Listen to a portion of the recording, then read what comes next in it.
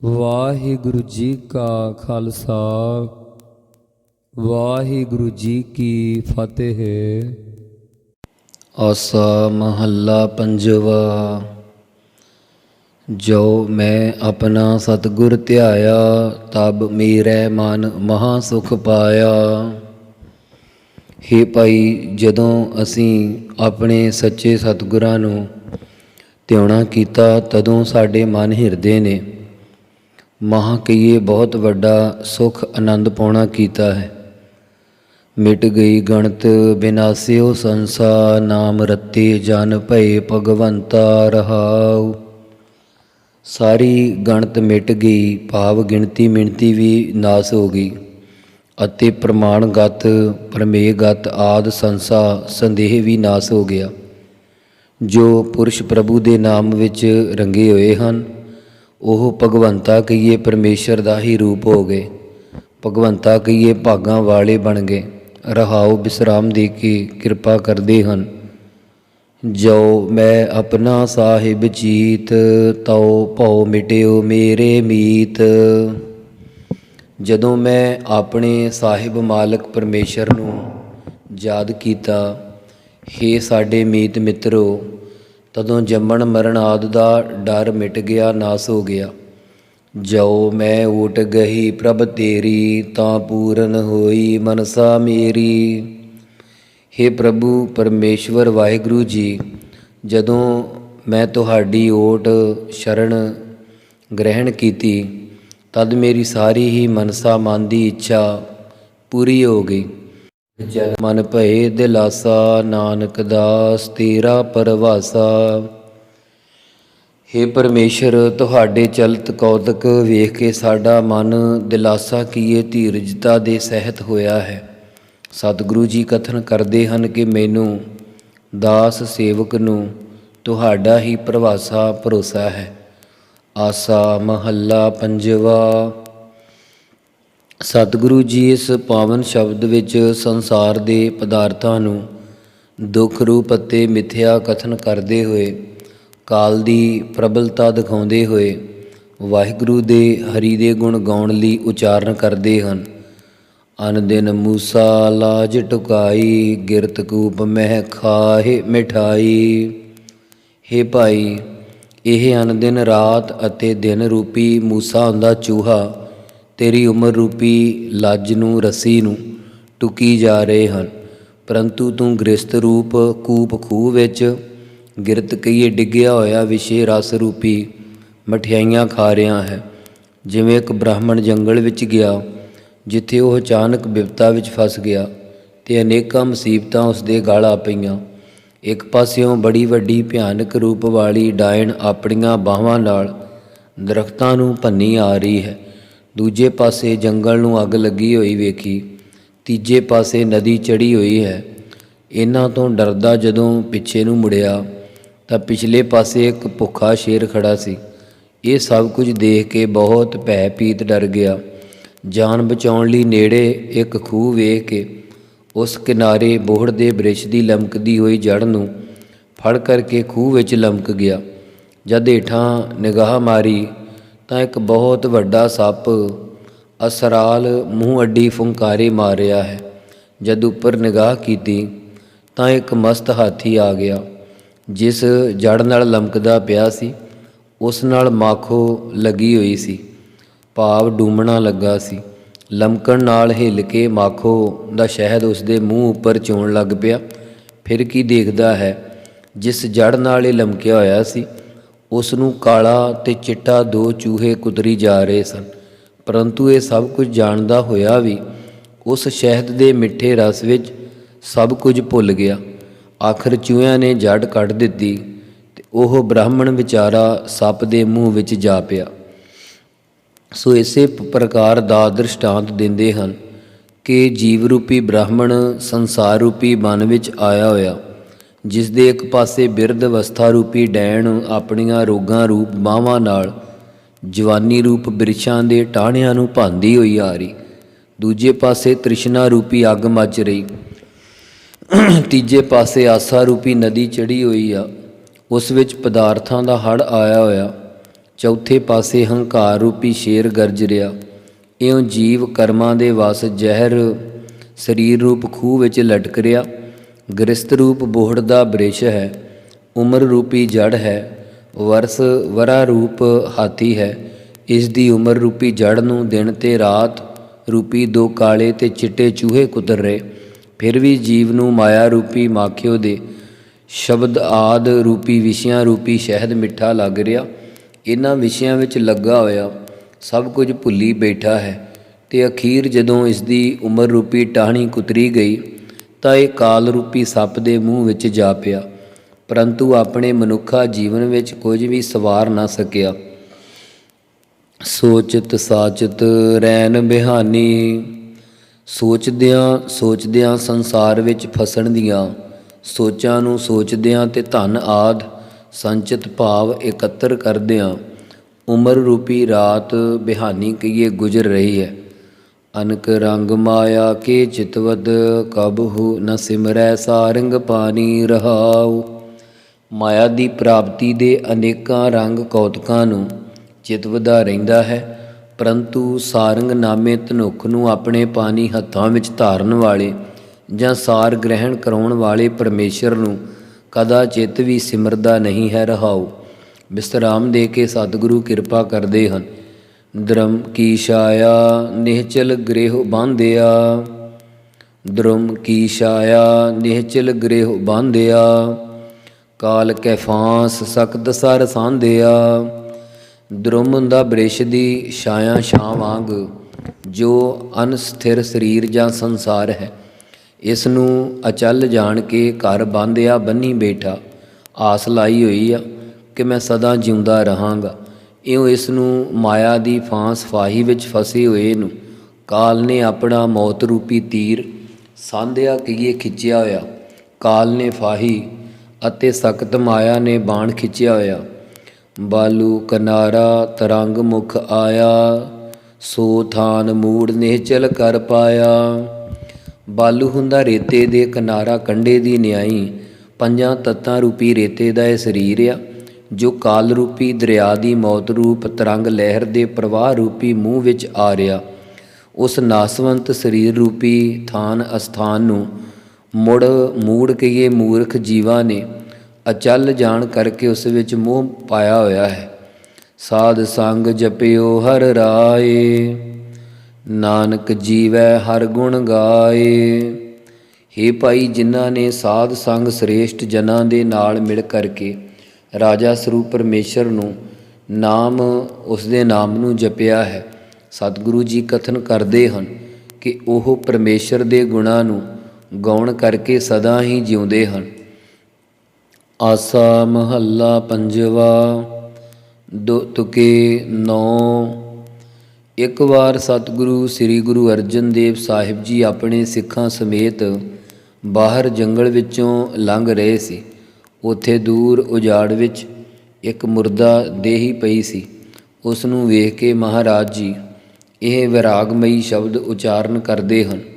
ਇੱਕ ਬੰਦ ਵਿੱਚ 2 ਤੁਕੇ ਕਹੀਏ ਭਾਵ 2-2 ਤੁਕਾਂ ਵਾਲੇ 9 ਸ਼ਬਦ ਆਉਣਗੇ। ਉਨ ਕੈ ਸੰਗ ਤੂੰ ਕਰਤੀ ਕੇਲ, ਉਨ ਕੈ ਸੰਗ ਹਮ ਤੁਮ ਸੰਗ ਮੇਲ। ਹੇ ਦੇਹ, ਉਨ ਕਹੀਏ ਉਸ ਜੀਵ ਆਤਮਾ ਦੇ ਨਾਲ ਸਾਥ ਕਰਕੇ ਤੂੰ ਕੇਲਾਂ ਖੁਸ਼ੀਆਂ ਕਰਦੀ ਸੀ।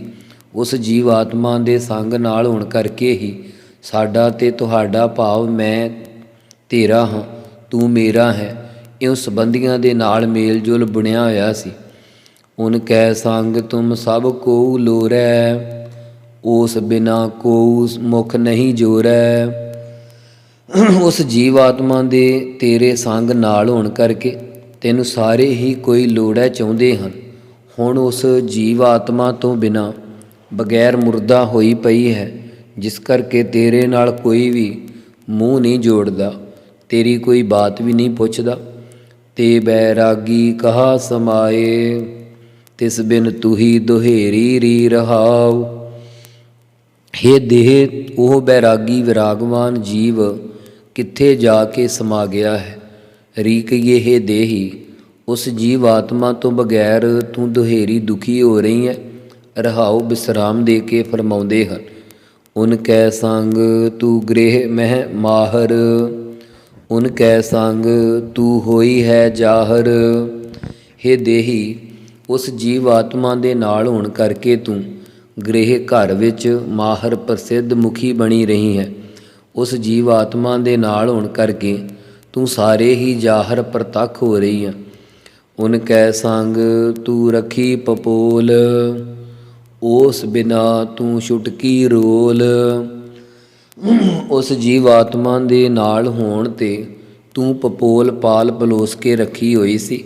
ਉਸ ਜੀਵ ਆਤਮਾ ਤੋਂ ਬਗੈਰ ਤੂੰ ਛੁਟਕੀ ਕੀਏ ਛੁੱਟੜ ਹੋਈ ਰੁਲ ਰਹੀ ਹੈ। ਉਨ ਕੈ ਸੰਗ ਤੇਰਾ ਮਾਨ ਮਹੱਤ, ਉਨ ਕੈ ਸੰਗ ਤੁਮ ਸਾਕ ਜਗਤ। ਉਸ ਜੀਵ ਆਤਮਾ ਦੇ ਸੰਗ ਨਾਲ ਹੋਣ ਕਰਕੇ ਤੇਰਾ ਦੁਨੀਆ ਵਿੱਚ ਬਹੁਤ ਮਾਣ ਸਤਿਕਾਰ ਅਤੇ ਮਹੱਤਵ ਦਾ ਵੱਡਾ ਮਰਤਬਾ ਸੀ। ਉਸ ਜੀਵ ਆਤਮਾ ਦੇ ਨਾਲ ਹੋਣ ਕਰਕੇ ਹੀ ਤੇਰੇ ਸੰਸਾਰ ਵਿੱਚ ਸਾਕ ਸੰਬੰਧੀ ਰਿਸ਼ਤੇਦਾਰ ਨਾਤੇਦਾਰੀ ਸੀ। ਉਨ ਕੈ ਸੰਗ ਤੇਰੀ ਸਭ ਬਿਧ ਥਾਟੀ, ਉਸ ਬਿਨਾ ਤੂੰ ਹੋਈ ਹੈ ਮਾਟੀ। ਉਸ ਜੀਵ ਆਤਮਾ ਦੇ ਨਾਲ ਹੋਣ ਕਰਕੇ ਤੇਰੀ ਸਾਰੀ ਬਿਧ ਸਾਰੇ ਤਰ੍ਹਾਂ ਕਰਕੇ ਬਨਾਵਟ ਬਣੀ ਹੋਈ ਸੀ। ਉਸ ਤੋਂ ਬਿਨਾਂ ਬਗੈਰ ਤੂੰ ਮਿੱਟੀ ਹੋ ਗਈ ਹੈ। ਉਹ ਬੈਰਾਗੀ ਮਰੈ ਨ ਜਾਏ, ਹੁਕਮੇ ਬਾਧਾ ਕਾਰ ਕਮਾਏ। ਉਹ ਬੈਰਾਗੀ ਵਿਰਾਗਵਾਨ ਜੀਵ ਆਤਮਾ ਨਾ ਮਰਦਾ ਹੈ ਨਾ ਕਿਤੇ ਜਾਂਦਾ ਹੈ। ਉਹ ਵਾਹਿਗੁਰੂ ਦੇ ਹੁਕਮੇ ਕਹੀਏ ਹੁਕਮ ਵਿੱਚ ਬੰਨਿਆ ਹੋਇਆ ਸਾਰੇ ਕੰਮਾਂ ਨੂੰ ਕਮਾਉਂਦਾ ਹੈ। ਭਾਵ ਜਿਸ ਜਿਸ ਤਰ੍ਹਾਂ ਹੁਕਮ ਹੁੰਦਾ ਉਸੇ ਤਰ੍ਹਾਂ ਉਹ ਦੇਹੀ ਨੂੰ ਧਾਰਦਾ ਹੈ। ਜੋੜ ਵਿਛੋੜੇ ਨਾਨਕ ਥਾਪ, ਆਪਣੀ ਕੁਦਰਤ ਜਾਣੈ ਆਪ। ਸਤਿਗੁਰੂ ਸਾਹਿਬ ਜੀ ਕਥਨ ਕਰਦੇ ਹਨ ਕਿ ਉਹ ਪਰਮੇਸ਼ਰ ਆਪ ਹੀ ਜੀਵ ਆਤਮਾ ਨੂੰ ਦੇਹਾਂ ਨਾਲ ਜੋੜਦਾ ਹੈ, ਆਪ ਹੀ ਬਣਾ ਕੇ ਪਾਲਦਾ ਹੈ ਤੇ ਆਪ ਹੀ ਜੀਵ ਆਤਮਾ ਨੂੰ ਦੇਹਾਂ ਤੋਂ ਵਿਛੋੜਨ ਵਾਲਾ ਹੈ। ਉਹ ਵਾਹਿਗੁਰੂ ਆਪ ਦੀ ਕੁਦਰਤ ਸ਼ਕਤੀ ਨੂੰ ਆਪੇ ਹੀ ਜਾਣਦਾ ਹੈ। ਆਸਾ ਮਹੱਲਾ ਪੰਜਵਾ। ਜਦੋਂ ਸਤਿਗੁਰੂ ਸਾਹਿਬ ਜੀ ਨੇ ਇਹ ਉਪਰੋਕਤ ਵਿਰਾਗਮਈ ਸ਼ਬਦ ਉਚਾਰਨ ਕੀਤਾ, ਤਦੋਂ ਪਾਸ ਖੜੇ ਕੁਝ ਸਧਾਰਨ ਜਿਹੇ ਲੋਕਾਂ ਨੇ ਬੇਨਤੀ ਕਰਕੇ ਕਿਹਾ ਕਿ ਮਹਾਰਾਜ, ਜਿਵੇਂ ਇਹ ਦੇਹ ਮਰੀ ਪਈ ਹੈ, ਇਵੇਂ ਪਰਮੇਸ਼ਰ ਵੀ ਮਰ ਜਾਂਦਾ ਹੋਵੇਗਾ ਅਤੇ ਉਸਦੇ ਭਗਤਾਂ ਨੂੰ ਵਿਛੋੜਾ ਪੈ ਜਾਂਦਾ ਹੋਵੇਗਾ। ਤਾਂ ਸਤਿਗੁਰਾਂ ਨੇ ਕਿਹਾ ਕਿ ਉਹ ਪਰਮੇਸ਼ਰ ਅਮਰ ਹੈ, ਕਦਾ ਚਿੱਤ ਵੀ ਮਰਨ ਵਾਲਾ ਨਹੀਂ, ਅਤੇ ਇਹ ਪਾਵਨ ਸ਼ਬਦ ਵਿੱਚ ਆਤਮਾ ਅਤੇ ਪਰਮਾਤਮਾ ਦੀ ਏਕਤਾ ਦਿਖਾਉਂਦੇ ਹੋਏ ਉਚਾਰਦੇ ਹਨ। ਉਹ ਤਤ ਪਦ ਦਾ ਵਾਚਕ ਹੈ ਅਤੇ ਹਮ ਤੁੰਗ ਪਦ ਦਾ ਵਾਚਕ ਸਮਝਣਾ। ਨਾ ਉਹ ਮਰਤਾ ਨਾ ਹਮ ਡਰਿਆ, ਨਾ ਉਹ ਬਿਨਸੈ ਨਾ ਹਮ ਕੜਿਆ।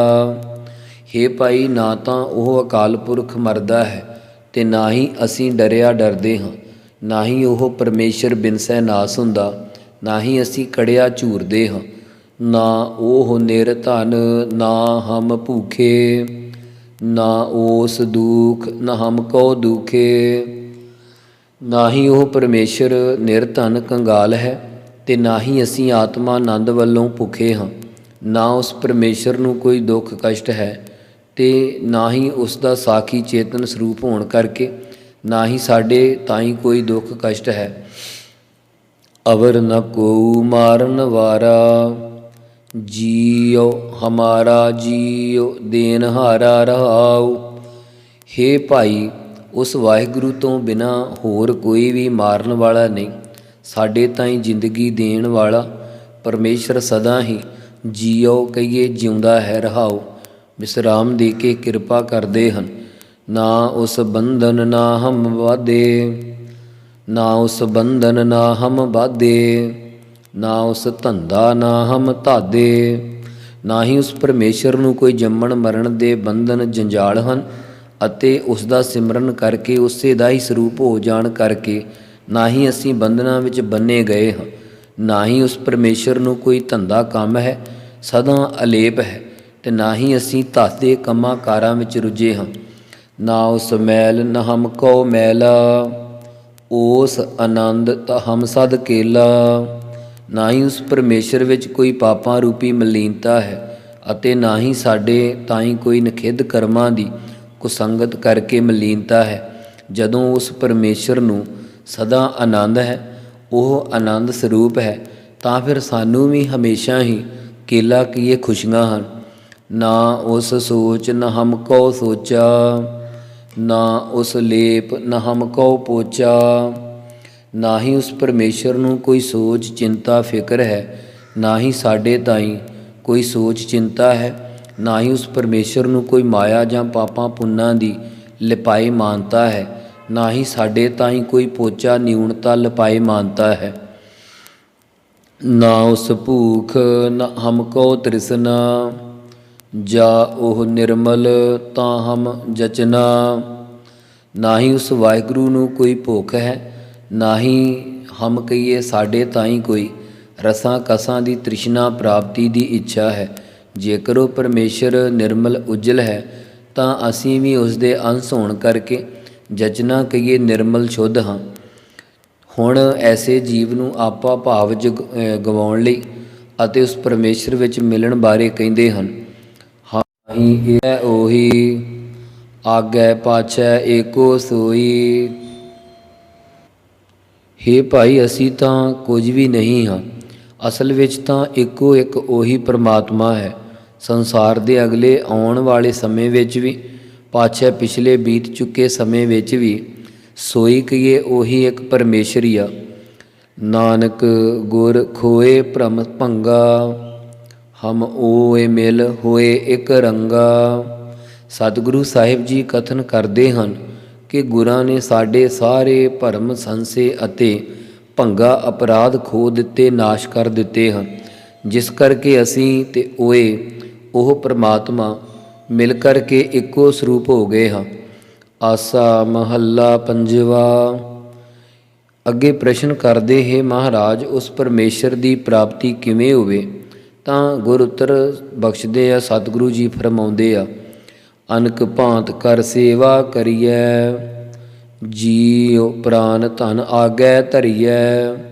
ਹੇ ਭਾਈ, ਅਨੇਕਾਂ ਭਾਂਤ ਤਰ੍ਹਾਂ ਕਰਕੇ ਉਸ ਵਾਹਿਗੁਰੂ ਦੀ ਭਗਤੀ ਰੂਪੀ ਸੇਵਾ ਟਹਿਲ ਕਰਨੀ ਚਾਹੀਦੀ ਹੈ। ਆਪਣੀ ਜ਼ਿੰਦਗੀ, ਹਿਰਦਾ, ਪ੍ਰਾਨ, ਸਵਾਸ ਅਤੇ ਧਨ ਦੌਲਤ ਸਭ ਕੁਝ ਪਰਮੇਸ਼ਰ ਦੇ ਅੱਗੇ ਧਰਨਾ ਕਰੀਏ, ਭਾਵ ਸਭ ਕੁਝ ਅਰਪਣ ਕਰ ਦਈਏ। ਪਾਣੀ ਪੱਖਾ ਕਰੋ ਤਜ ਅਭਿਮਾਨ, ਅਨਕ ਬਾਰ ਜਾਈਐ ਕੁਰਬਾਨ। ਆਪਣੇ ਸਰੀਰ ਜਾਂ ਗੁਣਾਂ ਦਾ ਅਭਿਮਾਨ ਹੰਕਾਰ ਛੱਡ ਕੇ ਲੰਗਰ ਵਿੱਚ ਜਲ ਢੋਣਾ ਕਰੋ ਅਤੇ ਸੰਗਤ ਵਿੱਚ ਪੱਖਾ ਫੇਰਨਾ ਕਰੋ। ਜਿਵੇਂ ਸ੍ਰੀ ਗੁਰੂ ਅਮਰਦਾਸ ਜੀ ਖਡੂਰ ਸਾਹਿਬ ਵਿਖੇ 12 ਸਾਲ ਲੰਗਰ ਵਿੱਚ ਪਾਣੀ ਢੋਂਦੇ ਰਹੇ। ਨਵਾਬ ਕਪੂਰ ਸਿੰਘ ਜੀ ਨਵਾਬੀ ਦਾ ਖਿਤਾਬ ਮਿਲਣ 'ਤੇ ਵੀ ਸੰਗਤ ਵਿੱਚ ਪੱਖਾ ਝੱਲਣ ਦੀ ਸੇਵਾ ਕਰਦੇ ਰਹੇ। ਇਤਿਆਦ ਪ੍ਰੇਮ ਰੂਪੀ ਪਾਣੀ ਢੋਣਾ ਕਰੇ ਅਤੇ ਸਤਿਗੁਰਾਂ ਦਾ ਪੱਖ ਲੈਣ ਰੂਪੀ ਪੱਖਾ ਫੇਰਨਾ ਕਰੇ। ਆਪਣੇ ਸਤਿਗੁਰਾਂ ਤੋਂ ਅਨੇਕਾਂ ਵਾਰੀ ਕੁਰਬਾਨ ਬਲਿਹਾਰ ਜਾਣਾ ਕਰੀਏ। ਸਾਈ ਸੁਹਾਗਣ ਜੋ ਪ੍ਰਭ ਭਾਈ, ਤਿਸ ਕੈ ਸੰਗ ਮਿਲੋ ਮੇਰੀ ਮਾਈ ਰਹਾਉ।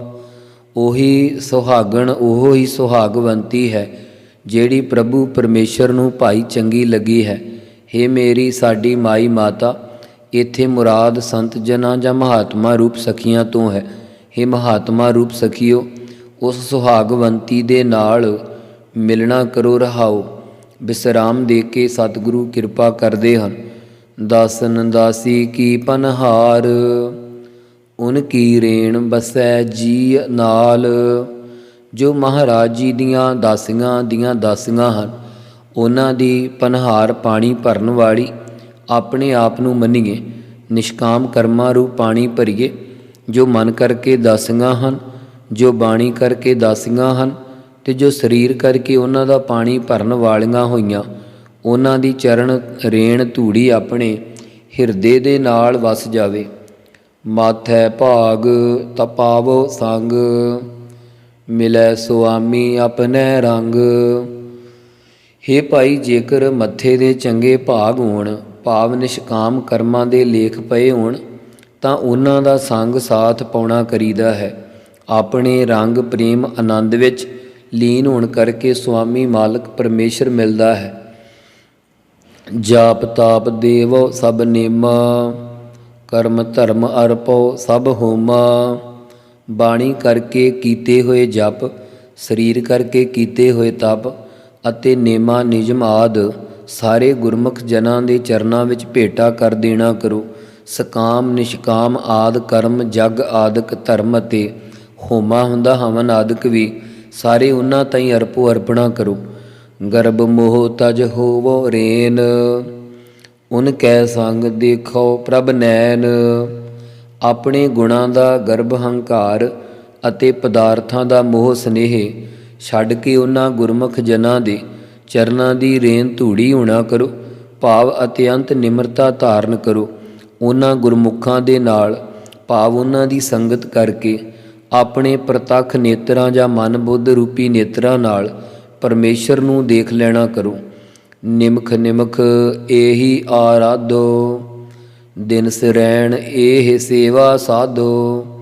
ਨਿਮਖ ਨਿਮਖ ਕਹੀਏ ਅੱਖ ਦੇ ਖੋਲ੍ਹਣ ਮੀਚਣ ਜਿੰਨਾ ਸਮਾਂ ਵੀ ਚਿੱਤ ਵਿੱਚ ਇਹੋ ਹੀ ਆਰਾਧੋ ਆਰਾਧਦੇ ਹਾਂ। ਦਿਨਸ ਦਿਨ ਰੈਣ ਰਾਤ ਇਹੋ ਹੀ ਸੇਵਾ ਟਹਿਲ ਸਾਧੋ ਸਾਧ ਦੇ ਭਾਵ ਕਰਦੇ ਹਾਂ। ਭਇ ਕਿਰਪਾਲ ਗੋਪਾਲ ਗੋਬਿੰਦ, ਸਾਧ ਸੰਗ ਨਾਨਕ ਬਖਸ਼ਿੰਦ। ਜਦੋਂ ਗੋਪਾਲ ਪ੍ਰਿਥਵੀ ਦੇ ਪਾਲਕ ਗੋਬਿੰਦ ਪਰਮੇਸ਼ਰ ਜੀ ਕਿਰਪਾਲੂ ਹੋਏ, ਸਤਿਗੁਰੂ ਜੀ ਕਥਨ ਕਰਦੇ ਹਨ, ਤਦੋਂ ਸ੍ਰੇਸ਼ਟ ਜਨਾਂ ਦੀ ਸੰਗਤ ਕਰਕੇ ਉਸ ਬਖਸ਼ਿੰਦ ਬਖਸ਼ ਲੈਣ ਵਾਲੇ ਪਰਮੇਸ਼ਰ ਨੇ ਬਖਸ਼ ਲੈਣਾ ਕੀਤਾ। ਸਤਿਗੁਰਾਂ ਨੇ ਇਸ ਸ਼ਬਦ ਵਿੱਚ ਹੰਕਾਰ ਦਾ ਤਿਆਗ ਕਰਵਾ ਕੇ ਉਸ ਵਾਹਿਗੁਰੂ ਦੀ ਸਾਖਿਆਤਤਾ ਦੇ ਬਚਨ ਕਹੇ ਹਨ। ਵਾਹਿਗੁਰੂ ਵਾਹਿਗੁਰੂ ਵਾਹਿਗੁਰੂ ਵਾਹਿਗੁਰੂ ਵਾਹਿਗੁਰੂ ਵਾਹਿਗੁਰੂ ਵਾਹਿਗੁਰੂ ਵਾਹਿਗੁਰੂ ਵਾਹਿਗੁਰੂ ਵਾਹਿਗੁਰੂ। ਵਾਹਿਗੁਰੂ ਜੀ ਕਾ ਖਾਲਸਾ, ਵਾਹਿਗੁਰੂ ਜੀ ਕੀ ਫਤਿਹ।